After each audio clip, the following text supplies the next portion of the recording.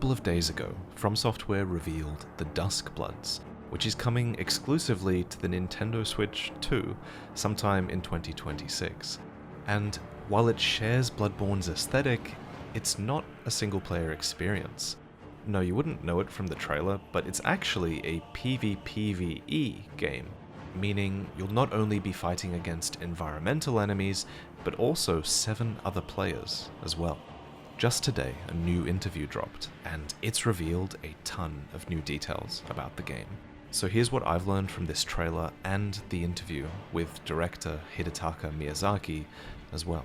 Let's begin with the setting. So according to Miyazaki, the game's setting is not locked to a specific location or time period. There are classic maps with Gothic or Victorian atmospheres, yes, but also maps with a late modern feel, featuring elements like trains, as was briefly seen in the trailer. Our characters are a part of the Bloodsworn, a clan with superhuman abilities that have been gained through the power of special blood. Akin to vampires in a general sense, but with more of a romantic focus on their actual bloodline, their accumulated history, their inherited power, their fate, and what it means to surpass humanity. To some characters, apparently surpassing humanity means strapping a jetpack onto your back and zooming off into the sunset. To other characters, it's being able to ride a headless horse or jump over an entire city. You'll notice all of these player abilities seem to enable their traversal of the map, which are abilities that I'd wager will be really important in a game like this, where 8 of you are going to be fighting inside of what looks like a very large, intricate world. Some other character abilities we've seen are more combat-based, and they seem to match the aesthetics of the characters using them as well. That's important, I think.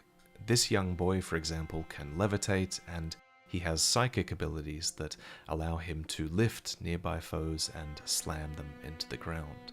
And that matches his aesthetic. John Duskblood over here wields a saber and an assault rifle, and he looks pretty damn elegant while he's floating and firing through the air. My point is that clearly all of these are preset characters that one can choose to play, and indeed Miyazaki confirms and expands on this point, pointing out that there are well over 10 named characters that you can choose from to play. He then elaborates, stating that while these are distinct characters, players can customize each character's blood history and fate to a certain extent. So you can tweak aspects of your character, like their abilities, their techniques, their appearance, their inner traits, their roles within the world, and their relationships with other characters, apparently. There's one feature I find the most fascinating though, and that's the roles system. I think it's something that Miyazaki has been cooking up for a while. So few people know about this article, but 2 years ago, Miyazaki went on record expressing an interest in Escape from Tarkov, of all things. It's this brutal, high-stakes battle royale game, where players are dropped into a hostile world that's filled with other scavengers, and you have to fight to survive and loot. And Miyazaki said he was interested in how the player themselves, in games like this, could be one of the resources for the gameplay. And now, with the addition of roles in the Duskbloods, I think we finally see what Miyazaki meant by players becoming a resource. So basically, when you join a game in the Duskbloods, the system will assign you a special role or mission, which Miyazaki says can create unique relationships between players. So a player with the Destined Rival role, for example, will have another player marked as their rival, and so defeating them will become a personal objective for you. Another example would be the Fated Companion role, where a player can seek out the one marked as their companion in return for special rewards. Apparently, roles like this can be set through the same bloodline customization we mentioned earlier, and Miyazaki likes this because it allows players to engage in literal role-playing with their character, which he thinks will add a layer of drama to the gameplay. That's a pretty original idea. I like it. So, while the basic goal is, somewhat predictably, to be the sole survivor in your pool of 8 other players, your victory condition can change. Defeating a formidable boss can become the victory condition as well, for example. Apparently, it's even possible to win a game by avoiding direct combat and earning enough victory points. Clearly, while this is a PvP game, you don't need to be a PvP god to succeed. I think that's an important point. It's also worth pointing out that Miyazaki says every character has some means of attacking distant targets, which is a distinguishing feature compared to their other titles. They've also included partner-like entities that each player can summon, not unlike the Spirit Ash summons in Elden Ring that help you with difficult PvE encounters. And remember, there are going to be PvE encounters in this game as well.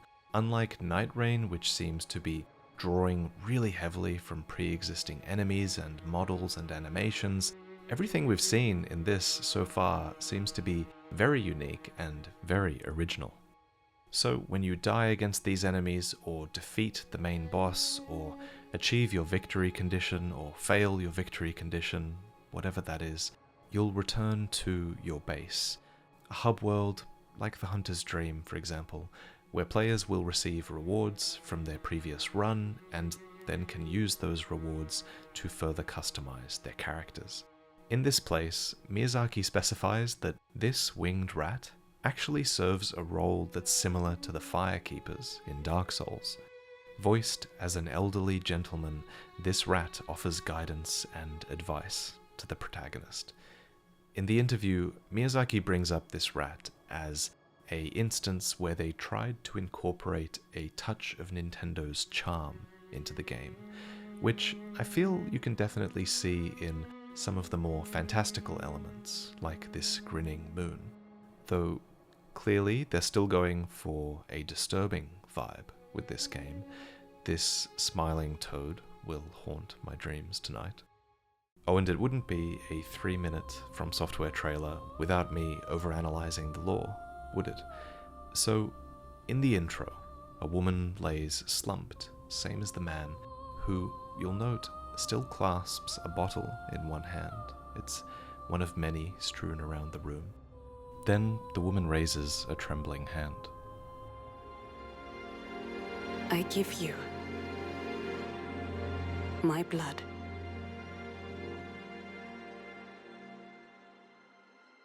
I give you my life. The mark she leaves behind is a wheel, and with this final act, she dies. Turn, O wheel, and transport him to a night of moonlight, to humanity's very dusk.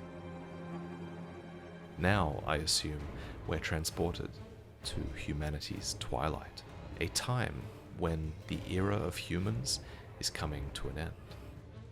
Later in the trailer, we're addressed as the bearer of the blood that the woman gave us in the beginning. I pray that you are able, carrier of blood. And this next narrator doesn't think that we have much longer in this place. Close your eyes and contemplate now the moon, as befits the soon to depart. Because only one in this arena can come out on top. According to the interview, we're engaged in a conflict over an entity known as the First Blood. The moon tears will flow for one, and one alone. Okay, I wasn't sure what to think of this game, but this new interview does have me excited. If nothing else, though, I'm excited to help bring the lore of all of these characters to you guys come release. That said, while I am excited, I'd like to try and talk a little bit more objectively about what this game represents, because I think it will represent very different things to From Software, to Nintendo, and to the average consumer as well. I think that to From Software, this game represents an opportunity to experiment. As stated in the interview, Miyazaki wants to make clear that this does not represent a shift in focus for From Software. This is a multiplayer game, so is Nightreign, but they intend to continue actively creating single-player focused games like Elden Ring. That's still the goal, that's still what they're about. But we all know that every big single-player game that FromSoft makes, whether it's Elden Ring or Dark Souls or Bloodborne, every iteration on that Souls formula has a piece of the DNA from the games that came before it. So while this isn't the big single-player announcement that everyone was hoping for, that will inevitably come. And when it does, I bet that we're going to start seeing the DNA of the Duskbloods and the DNA of Nightreign appearing in that game as well. FromSoft's main games are really additive. They incorporate so much from what they've learned previously, and that is what excites me most about the Duskbloods. Because personally, I'm someone who's always loved multiplayer in FromSoft games. I love the adrenaline that comes from being invaded and invading other people, and I love the co-op experience that's come from the PC multiplayer mods that Luke Yui has developed. That said, the PvP and co-op experiences of FromSoft games has always felt a little bit half-baked, so I'm really glad that they're taking the chance to really learn how to make a good multiplayer game with the Duskbloods and Nightreign, because I think their future work will benefit from it. This game in particular isn't going to have the widespread appeal that Elden Ring or even Nightreign has. It can't. It's a console exclusive, but I bet there's a creative freedom in that for From Software. Not to mention a financial freedom as well, since Nintendo is helping to fund this game, so yeah, that probably helps a bit for them as well. As for how Nintendo benefits, well, getting an exclusive From Software game is a great way for them to compel a community of passionate fans to get interested in the Nintendo Switch 2. Many people also see Nintendo consoles as very family friendly, but a good dose of gothic horror ought to fix that. And since the Duskbloods is a multiplayer game, it's also a way for Nintendo to say, hey look, the Switch has a big multiplayer focus this time around, and I bet that has a lot of value to them. Now, most importantly, how does all of this benefit the consumer? And see, that's the really cool thing. It doesn't. You lose. I was always going to buy a Nintendo Switch 2. You know, I have a young child. I like enough Nintendo games to justify it. It's a decent investment. But I know a lot of From Software fans weren't getting this console. And now, if they want to play this new From Software title, they have to justify the purchase of an expensive console. Not to mention a monthly subscription to Nintendo Online. Not to mention having to buy games that have now somehow become even more expensive. None of this is good for the average consumer. The only comfort is that this isn't going to be the next big new single-player experience that From Software are known for. So, for many FromSoft fans, missing the Duskbloods likely isn't that big of a deal. And that's still a shame. The only consumer positive thing I can think of right now is that this game might not exist at all without Nintendo paying for exclusive rights. And if it's an excellent game, well, then people will give Nintendo and FromSoft a lot of grace for that. There's a lot of negativity surrounding the game right now, but watch all of that change if it's an excellent game. I mean, look at Bloodborne. That's a masterpiece, and so not that many people get mad about it being a console exclusive, when they really should. Sony gets a lot of goodwill for having helped bring this work of art into existence, though they've been squandering it recently. But that's another topic entirely. Speaking of other topics, there's an updated version of Elden Ring coming to the Nintendo Switch 2, and a new Nightreign trailer recently dropped as well. But before we discuss all of that, I want to quickly let you know that Displate is currently running a limited time sale on their prints, and you can get up to 33% off right now. If you didn't know, Displates are these high quality metal posters. They're durable with rich colors and this magnetic mounting system that makes them so easy to mount on your walls. On my store page, you'll find a collection that's been commissioned from incredibly talented artists. Check out The Raven Returns by Chun Lo, or The Shadow of the Great Tree by Zenoria, or The Painted World by Ricardo Amique. There should be something here that would look good on your walls. Click the link in the description to check out the full collection. Use the code ANIME at checkout to get up to 33% off on matte, gloss, and texture prints. And thank you to Displate for sponsoring this video. So, as I mentioned, Elden Ring is now coming to the Nintendo Switch 2 as well. Calling it the Tarnished edition is certainly a choice, considering Nintendo gets flack for their relatively underpowered hardware. So the game is tarnished, that's weird. Anyway, it sounds like it's going to be a pretty great version of the game, nonetheless, because in addition to the Shadow of the Erdtree DLC coming as standard, you'll also get access to a number of new, yet familiar armor sets, as well as customization options for Torrent. All things that weren't available in the base game. Now, this content is coming to other platforms, but it remains to be seen whether this extra content will be a free or a paid update.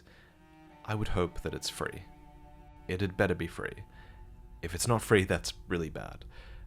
The thing that excites me most with this update is that new items means new item descriptions, which means new Elden Ring lore. FromSoft have the opportunity here to wrap up a few loose ends if they so choose. I hope they do, because I need a little bit more lore on the Glowmite Queen, please, FromSoft. Also, Nightreign recently received a new trailer showcasing the I character. This character has a Sekiro slide multi-shot attack, a Sekiro wall jump, a melee dash ability, and a Great Bow ultimate. This character is looking pretty good. But that's all from me. Thank you for watching, and I'll talk to you all again with some lore very, very soon.